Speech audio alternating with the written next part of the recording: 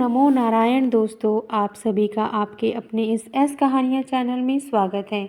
आज हम सुनेंगे श्री सत्यनारायण भगवान की संपूर्ण व्रत कथा। शास्त्रों में बताया गया है कि सत्यनारायण व्रत कथा का पाठ करने से व्यक्ति को 1000 यज्ञ करने के बराबर पुण्य फल की प्राप्ति होती है। सत्यनारायण भगवान व्रत कथा में भगवान विष्णु के सत्य स्वरूप के बारे में बताया गया है। इस व्रत का पाठ करने से घर में सुख समृद्धि का वास होता है और भगवान विष्णु की कृपा बनी रहती है। धार्मिक व्रत कथाएं और कहानी सुनने के लिए मेरे इस चैनल को सब्सक्राइब कर लें। यह कथा आप सभी को अच्छी लगे तो इस वीडियो को लाइक करना ना भूलें। चलिए सुनते हैं सत्यनारायण व्रत कथा का पहला अध्याय। एक समय की बात है, नौशीरण्य तीर्थ में शौनकादिक 88,000 ऋषियों ने श्री सूत जी से पूछा, हे प्रभु, इस कलयुग में वेद विद्या रहित मनुष्यों को प्रभु भक्ति किस प्रकार मिल सकती है तथा उनका उद्धार कैसे होगा। हे मुनि श्रेष्ठ, कोई ऐसा तप बताइए जिससे थोड़े समय में ही पुण्य मिले और मनोवांछित फल भी मिल जाए। इस प्रकार की कथा सुनने की हम इच्छा रखते हैं। सर्वशास्त्रों के ज्ञाता सूत जी बोले, हे वैष्णवों में पूज्य, आप सभी ने प्राणियों के हित की बात पूछी है, इसलिए मैं एक ऐसे श्रेष्ठ व्रत को आप लोगों को बताऊंगा जिसे नारद जी ने लक्ष्मी नारायण जी से पूछा था और लक्ष्मीपति ने मुनि श्रेष्ठ नारद जी से कहा था। आप सब इसे ध्यान से सुनिए। एक समय की बात है, योगीराज नारद जी दूसरों के हित की इच्छा के लिए अनेकों लोकों में घूमते हुए मृत्युलोक में आ पहुँचे। यहाँ उन्होंने अनेक योनियों में जन्मे प्राय सभी मनुष्यों को अपने कर्मों द्वारा अनेकों दुखों से पीड़ित देखा। उनका दुख देख नारद जी सोचने लगे कि कैसा यत्न किया जाए जिसके करने से निश्चित रूप से मानव के दुखों का अंत हो जाए। इसी विचार पर मनन करते हुए वह विष्णु लोक में गए। वहाँ वह देवों के इष्ट नारायण की स्तुति करने लगे, जिनके हाथ में शंख चक्र गदा और पद्मा थे, गले में वरमाला पहने हुए थे। स्तुति करते हुए नारद जी बोले, हे भगवान, आप अत्यंत शक्ति से संपन्न हैं। मन तथा वाणी भी आपको नहीं पा सकती। आपका आदि मध्य तथा अंत नहीं है। निर्गुण स्वरूप सृष्टि के कारण भक्तों के दुख को दूर करने वाला आपको मेरा नमस्कार। नारद जी की स्तुति सुन विष्णु जी बोले, हे मुनिश्रेष्ठ, आपके मन में क्या बात है? आप किस काम के लिए यहाँ पधारे हैं? उन्हें निसंकोच कहिए। इस पर नारद मुनि बोले कि मृत्यु लोक में अनेक योनियों में जन्मे मनुष्य अपने कर्मों के द्वारा अनेकों दुख से दुखी हो रहे हैं। हे नाथ, आप मुझ पर दया रखते हैं तो इसे बताइए कि वो मनुष्य थोड़े प्रयास से ही अपने दुखों से कैसे छुटकारा पा सकता है। श्री हरि बोले, हे नारद, मनुष्यों की भलाई के लिए तुमने बहुत अच्छी बात पूछी है, जिसके करने से मनुष्य मोक्ष से छूट जाता है। वह बात मैं कहता हूँ, उसे सुनो। स्वर्गलोक में वह मृत्युलोक दोनों में एक दुर्लभ उत्तम व्रत है जो पुण्य देने वाला है। आज प्रेमवश होकर मैं उसे तुमसे कहता हूँ। श्री सत्यनारायण भगवान का यह व्रत अच्छी तरह विधान पूर्वक करके मनुष्य तुरंत ही यहाँ सुख भोग कर मरने पर मोक्ष पाता है। श्री हरि के वचन सुन नारद जी बोले कि उस व्रत का फल क्या है, उसका विधान क्या है, यह व्रत किसने किया था, इस व्रत को किस दिन करना चाहिए, सब कुछ विस्तार से बताइए। नारद जी की बात सुनकर श्री हरि बोले, दुख व शोक को दूर करने वाला, यह सभी स्थानों पर विजय दिलाने वाला है। मानव को भक्ति व श्रद्धा के साथ शाम को श्री सत्यनारायण की पूजा धर्म परायण होकर ब्राह्मणों व बंधुओं के साथ करनी चाहिए। भक्ति भाव से ही निवेद, केले का फल, दूध और गेहूं का आटा सवाए लें। गेहूं के स्थान पर साठी का आटा, शक्कर तथा गुड़ लेकर वह सभी भक्षण योग पदार्थों को मिलाकर भगवान का भोग लगाएं। ब्राह्मणों सहित बंधु बांधवों को भी भोजन कराएं। उसके बाद स्वयं भोजन करें। भजन कीर्तन के साथ भगवान की भक्ति में लीन हो जाएं। इस तरह से सत्यनारायण भगवान का यह व्रत करने पर मनुष्य की सारी इच्छाएं निश्चित रूप से ही पूरी होती हैं। इस कलिकाल अर्थात कलयुग में मृत्युलोक में मोक्ष का यही एक सरल उपाय बताया गया है। श्री सत्यनारायण व्रत कथा का पहला अध्याय संपूर्ण हुआ। बोलिए श्री सत्यनारायण भगवान की जय। सत्यनारायण भगवान की व्रत कथा का दूसरा अध्याय। सूत जी बोले, हे ऋषियों, जिसने पहले समय में इस व्रत को किया था उसका इतिहास कहता हूँ, ध्यान से सुनो। सुंदर काशीपुरी नगरी में एक अत्यंत निर्धन ब्राह्मण रहता था। भूख प्यास से परेशान वह धरती पर घूमता रहता था। ब्राह्मणों से प्रेम करने वाले भगवान ने एक दिन ब्राह्मण का वेश धारण कर उसके पास जाकर पूछा, हे विप्र, नित्य दुखी होकर तुम पृथ्वी पर क्यों घूमते हो? दीन ब्राह्मण बोला, मैं निर्धन ब्राह्मण हूँ, भिक्षा के लिए धरती पर घूमता हूँ।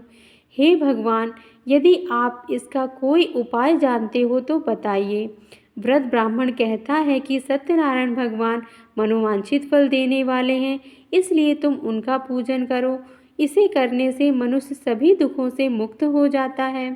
व्रत ब्राह्मण बनकर आए सत्यनारायण भगवान उस निर्धन ब्राह्मण को व्रत का सारा विधान बताकर अंतर्ध्यान हो गए। ब्राह्मण मन ही मन सोचने लगा कि जिस व्रत को व्रत ब्राह्मण करने को कह गए हैं, मैं उसे जरूर करूँगा। यह निश्चय करने के बाद उसे रात में नींद नहीं आई।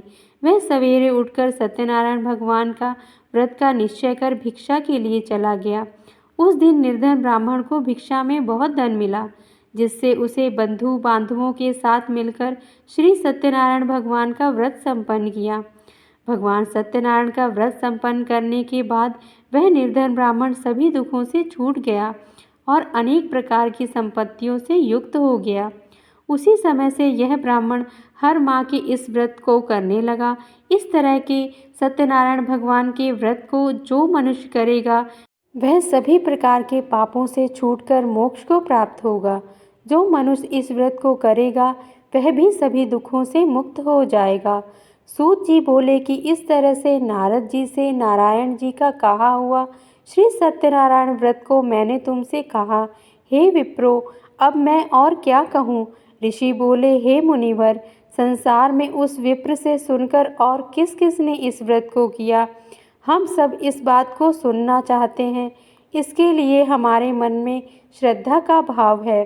सूत जी बोले, हे मुनियों, जिस जिसने इस व्रत को किया है वह सब सुनो। एक समय वही विप्र धन वह ऐश्वर्य के अनुसार अपने बंधु बांधवों के साथ इस व्रत को करने को तैयार हुआ। उस समय एक लकड़ी बेचने वाला बूढ़ा आदमी आया और लकड़ियां बाहर रखकर अंदर ब्राह्मण के घर में गया। प्यास से दुखी वह लकड़हारा उनको व्रत करते देख विप्र को नमस्कार कर पूछने लगा कि आप यह क्या कर रहे हैं? तो उन्होंने बताया कि व्रत कर रहा हूँ तथा इसे करने से क्या फल मिलेगा, कृपया मुझे भी बताइए। ब्राह्मण ने कहा कि सब मनोकामनाओं को पूरा करने वाला यह सत्यनारायण भगवान का व्रत है। इनकी कृपा से ही मेरे घर में धन धान्य आदि की वृद्धि हुई है। विप्र ने सत्यनारायण व्रत के बारे में जानकर लकड़हारा बहुत प्रसन्न हुआ। चरणामृत लेकर वह प्रसाद खाने के बाद वह अपने घर गया। लकड़हारे ने अपने मन में संकल्प किया कि आज से लकड़ी बेचने से जो धन मिलेगा उसी से श्री सत्यनारायण भगवान का उत्तम व्रत करूँगा। मन में इसी विचार को ले बूढ़ा आदमी सिर पर लकड़ियाँ रख उस नगर में बेचने गया जहाँ धनी लोग ज़्यादा रहते थे। उस नगर में जो उसे अपनी लकड़ियाँ का दाम पहले से 4 गुना अधिक मिलता है। बूढ़ा प्रसन्नता के साथ दाम लेकर केले, शक्कर, घी, दूध, दही और गेहूं का आटा ले श्री सत्यनारायण भगवान के व्रत की अन्य सामग्रियां ले अपने घर गया। वहां उसने अपने बंधु बांधवों को बुलाकर विधि विधान से सत्यनारायण भगवान का पूजन और व्रत किया। इस व्रत के प्रभाव से वह बूढ़ा लकड़हारा धन, पुत्र आदि से युक्त होकर संसार के समस्त सुख भोग कर अंतकाल में वैकुंठ लोक गया। श्री सत्यनारायण व्रत कथा का दूसरा अध्याय संपूर्ण हुआ। बोलिए श्री सत्यनारायण भगवान की जय। सत्यनारायण व्रत कथा का तीसरा अध्याय। सूत जी बोले, हे श्रेष्ठ मुनियों, अब आगे की कथा कहता हूँ। पहले समय में उल्कामुख नाम का एक बुद्धिमान राजा था। वह सत्यवक्ता और जितेंद्रिय था। प्रतिदिन देव स्थानों पर जाता और निर्धनों को धन देकर उनके कष्ट दूर करता था। की पत्नी कमल के समान मुख वाली तथा सती साध्वी थी। भद्रशिला नदी के तट पर उन दोनों ने श्री सत्यनारायण भगवान का व्रत किया। उसी समय साधु नाम का एक वैश्य आया। उसके पास व्यापार करने के लिए बहुत सा धन भी था। राजा को व्रत करते देख के वह विनय से पूछने लगा कि हे राजन, भक्ति भाव से पूर्ण होकर आप यह क्या कर रहे हैं? मैं सुनने की इच्छा रखता हूँ, तो आप मुझे बताइए। राजा बोले, हे साधु, अपने बंधु बांधुओं के साथ पुत्र आदि की प्राप्ति के लिए यह महान शक्तिमान श्री सत्यनारायण भगवान का व्रत व पूजन कर रहा हूँ। राजा के वचन सुन साधु आदर से बोला, हे राजन, मुझे इस व्रत का सारा विधान कहिए। आपके कथनानुसार मैं भी इस व्रत को करूँगा। मेरी भी संतान नहीं है और इस व्रत को करने से निश्चित रूप से मुझे संतान की प्राप्ति होगी। राजा से व्रत का सारा विधान सुन व्यापार से निवृत्त हो वह अपने घर गया। साधु वैश्य ने अपनी पत्नी को संतान देने वाले इस व्रत का वर्णन कह सुनाया और कहा कि जब मेरी संतान होगी तब मैं इस व्रत को करूँगा। साधु ने इस तरह के वचन अपनी पत्नी लीलावती से कहे। एक दिन लीलावती पति के साथ आनंदित हो संसारिक धर्म में प्रवृत्त होकर सत्यनारायण भगवान की कृपा से गर्भवती हो गई। 10वें महीने में उसके गर्भ से एक सुंदर कन्या ने जन्म लिया। दिनों दिन वह ऐसे बढ़ने लगी कि जैसे शुक्ल पक्ष का चंद्रमा बढ़ता है। माता पिता ने अपनी कन्या का नाम कलावती रखा। एक दिन लीलावती ने मीठे शब्दों में अपने पति को याद दिलाया कि आपने सत्यनारायण भगवान के जिस व्रत को करने का संकल्प किया था उसे करने का समय आ गया है। आप इस व्रत को करिए। साधु बोला कि हे प्रिय, इस व्रत को मैं उसके विवाह पर करूँगा। इस प्रकार अपनी पत्नी को आश्वासन देकर वह नगर को चला गया। साधु ने एक बार नगर में अपनी कन्या को सखियों के साथ देखा तो तुरंत ही दूत को बुलाया और कहा कि मेरी कन्या के योग वर देखकर आओ। साधु की बात सुनकर दूत कंचन नगर में पहुंचा और वहां देखभाल कर लड़की के सुयोग वणिक पुत्र को ले आया। सुयोग लड़के को देख साधु ने बंधु बांधुओं को बुलाकर अपनी पुत्री का विवाह कर दिया। लेकिन दुर्भाग्य की बात ये कि साधु ने अभी भी श्री सत्यनारायण का व्रत नहीं किया था। इस पर श्री भगवान क्रोधित हो गए और श्राप दिया कि साधु को अत्यधिक दुख मिले।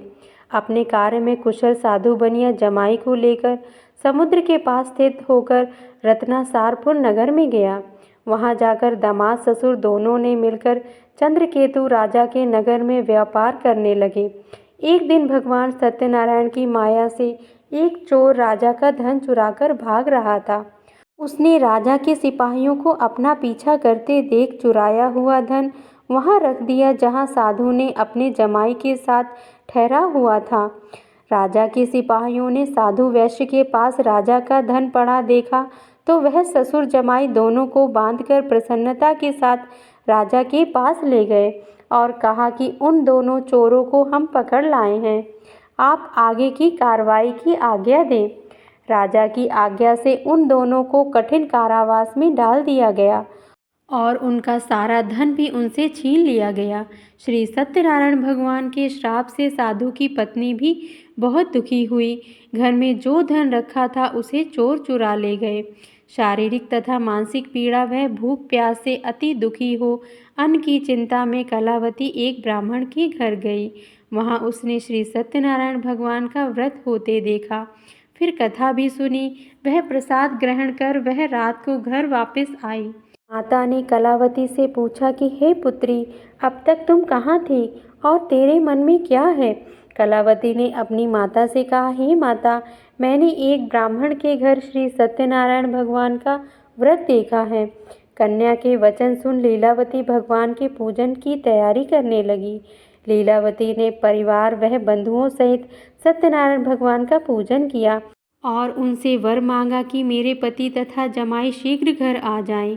साथ ही यह भी प्रार्थना की कि हम सबका अपराध क्षमा करें। श्री सत्यनारायण भगवान इस व्रत से संतुष्ट हो गए और राजा चंद्रकेतु को सपने में दर्शन दे कहा कि हे राजन, तुम उन दोनों वैश्य को छोड़ दो और तुमने उनका जो धन लिया है उसे वापस कर दो। अगर तुमने ऐसा नहीं किया तो मैं तुम्हारा धन, राज्य वह संतान सभी को नष्ट कर दूंगा। राजा को यह सब कहकर वह अंतर ध्यान हो गए। प्रातःकाल सभा में राजा ने अपना सपना सुनाया। फिर बोले कि वणिक पुत्रों को कैद से मुक्त कर सभा में ले आओ। दोनों ने आते ही राजा को प्रणाम किया। राजा मीठी वाणी में बोला, हे महानुभावों, भाग्यवश ऐसा कठिन दुख तुम्हें प्राप्त हुआ है, लेकिन अब तुम्हें कोई भय नहीं है। ऐसा कह राजा ने उन दोनों को नए वस्त्राभूषण भी पहनाए और जितना धन उनका लिया उससे दुगना धन वापस कर दिया। दोनों वैश्य अपने घर को चले गए। श्री सत्यनारायण व्रत कथा का तीसरा अध्याय संपूर्ण हुआ। बोलिए श्री सत्यनारायण भगवान की जय। सत्यनारायण भगवान की व्रत कथा का चौथा अध्याय। सूत जी बोले, वैश्य ने मंगलाचार कर अपनी यात्रा आरंभ की और अपने नगर की ओर चल दिए। उसके थोड़े दूर जाने पर एक दंडी वेशधारी श्री सत्यनारायण ने उनसे पूछा कि हे साधु, तेरी नाव में क्या है? अभिवाणी वणिक हंसता हुआ बोला, हे दंडी, आप क्यों पूछते हो? क्या धन लेने की इच्छा है? मेरी नाव में तो बेल व पत्ते भरे हुए हैं। वैश्य के कठोर वचन सुन भगवान बोले, तुम्हारा वचन सत्य हो। दंडी ऐसे वचन सुनकर वहां से दूर चले गए। कुछ दूर जाकर समुद्र के किनारे बैठ गए। दंडी के जाने के बाद साधु वैश्य ने नित्य क्रिया के पश्चात नाव को ऊंची उठते देखकर अचंभा माना और नाव में बेल पत्ते आदि देख वह मूर्छित हो जमीन पर गिर पड़ा। मूर्छा खुलने पर वह अत्यंत शोक में डूब गया। तब उसका दामाद बोला कि आप शोक न मनाएं, यह दंडी का शाप है, इसलिए हमें उनकी शरण में जाना चाहिए, तभी हमारी मनोकामना पूरी होगी। दामाद की बात सुनकर वह दंडी के पास पहुंचा और अत्यंत भक्तिभाव नमस्कार करके बोला, मैंने आपसे जो जो असत्य वचन कहे थे उनके लिए मुझे क्षमा कर दें। ऐसा कहकर महान शोकातुर हो रोने लगा। तब दंडी भगवान बोले, हे वणिक पुत्र, मेरी आज्ञा से बार बार तुम्हें दुख प्राप्त हुआ है। तू मेरी पूजा से विमुख हुआ। साधु बोला, हे भगवान, आपकी माया से ब्रह्मा आदि देवता भी आपके रूप को नहीं जानते, तब मैं अज्ञानी कैसे जान सकता हूँ? आप प्रसन्न होइए। अब मैं सामर्थ्य के अनुसार आपकी पूजा करूँगा। मेरी रक्षा करो और पहले के समान नौका में धन भर दो। साधु वैश्य की भक्तिपूर्वक वचन सुनकर भगवान प्रसन्न हो गए और उसकी इच्छा अनुसार वरदान देकर अंतर ध्यान हो गए। ससुर जमाई जब नाव पर आए तो नाव धन से भरी हुई थी। फिर वही अपने अन्य साथियों के साथ सत्यनारायण भगवान का पूजन कर अपने नगर को चल दिए। जब नगर के नज़दीक पहुँचे तो दूत को घर पर खबर करने के लिए भेज दिया। दूत साधु की पत्नी को प्रणाम कर कहता है कि मालिक अपने दामाद सहित नगर के निकट आ गए हैं। दूत की बात सुन साधु की पत्नी लीलावती ने बड़े हर्ष के साथ सत्यनारायण भगवान का पूजन कर अपनी पुत्री कलावती से कहा कि मैं अपने पति के दर्शन को जाती हूँ, तू कार्य पूर्ण कर शीघ्र आ जा। माता के ऐसे वचन सुन कलावती जल्दी में प्रसाद छोड़कर अपने पति के पास चली गई। प्रसाद की अवज्ञा के कारण श्री सत्यनारायण भगवान रुष्ट हो गए और नाव सहित उसके पति को पानी में डुबो दिया। कलावती अपने पति को वहां ना पाकर रोती हुई जमीन पर गिर पड़ी। नौका को डूबा हुआ देख वह कन्या को रोता देख साधु दुखी होकर बोला कि हे प्रभु, मुझसे तथा मेरे परिवार से जो भूल हुई है उसे क्षमा करें। साधु के दीन वचन सुनकर श्री सत्यनारायण भगवान प्रसन्न हो गए और आकाशवाणी हुई, हे साधु, तेरी कन्या मेरे प्रसाद को छोड़कर आई है, इसलिए उसका पति अदृश्य हो गया है। यदि वह घर जाकर प्रसाद खाकर लौटती है तो इसे इसका पति अवश्य मिलेगा। ऐसी आकाशवाणी सुन कलावती घर पहुंचकर प्रसाद खाती है और फिर आकर अपने पति के दर्शन करती है। उसके बाद साधु अपने बंधु बांधवों सहित श्री सत्यनारायण भगवान का विधि विधान से पूजन करता है। इस लोक का सुख भोग वह अंत में स्वर्ग को जाता है। श्री सत्यनारायण व्रत कथा का चौथा अध्याय संपूर्ण हुआ। बोलिए श्री सत्यनारायण भगवान की जय। सत्यनारायण भगवान व्रत का 5वां अध्याय। सूत जी बोले, हे ऋषियों, मैं और भी एक कथा सुनाता हूँ, उसे भी ध्यानपूर्वक सुनो। प्रजापालन में लीन तुंगध्वज नाम का एक राजा था। उसने भी भगवान का प्रसाद त्याग कर बहुत ही दुख सहन किया। एक बार वन में जाकर वन्य पशुओं को मारकर वह बड़ के पेड़ के नीचे आया। वहाँ उसने ग्वालों को भक्ति भाव से अपने बंधुओं सहित श्री सत्यनारायण भगवान का पूजन करते देखा। अभिमानवश राजा ने उन्हें देखकर भी पूजा स्थान में नहीं गया और ना ही उसने भगवान को नमस्कार किया। ग्वालों ने राजा को प्रसाद दिया, लेकिन उसने वह प्रसाद नहीं खाया और प्रसाद को छोड़कर वह अपने नगर को चला गया। जब वह नगर में पहुंचा तो वहां सब कुछ तहस नहस हुआ पाया, तो वह शीघ्र ही समझ गया कि यह सब भगवान ने ही किया है। वह दोबारा ग्वालों के पास पहुंचा और विधि पूर्वक पूजा कर प्रसाद खाया तो श्री सत्यनारायण भगवान की कृपा से सब कुछ पहले जैसा हो गया। दीर्घ काल तक सुख भोगने के बाद मरणोपरांत उसे स्वर्गलोक की प्राप्ति हुई। जो मनुष्य परम दुर्लभ इस व्रत को करेगा तो भगवान सत्यनारायण की अनुकंपा से उसे धन धान्य की प्राप्ति होगी। निर्धन धनी हो जाता है और भय मुक्त हो जीवन जीता है। संतानहीन मनुष्य को संतान सुख मिलता है और सारे मनोरथ पूर्ण होने पर मानव अंतकाल में वैकुंठ धाम को जाता है। आप सभी को मेरी यह भगवान श्री सत्यनारायण की कथा अच्छी लगी हो तो मेरे इस चैनल को लाइक और सब्सक्राइब करना बिल्कुल ना भूलें। बोलिए सत्यनारायण भगवान की जय।